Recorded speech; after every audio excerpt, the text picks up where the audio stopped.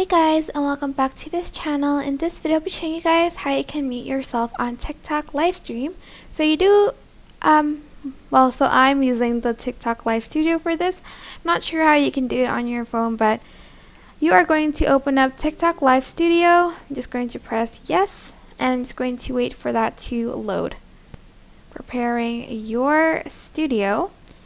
And then after that, I am going to go to this button right here. You can select audio setting, and here is where you can make the mute yourself here, or the easier way is you're just going to select mute live, or you can do it right here and just select mute mic, and that way you can mute yourself while you are live streaming.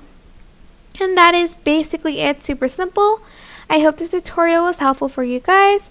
Don't forget to like, comment, share, and also subscribe to this channel if you haven't done that already. If you have any questions, just leave it in the comment section down below, and I'll try my best to answer them all for you guys. And if you found this video helpful, please click the thanks button above the description box down below. Thank you so much for watching. Bye!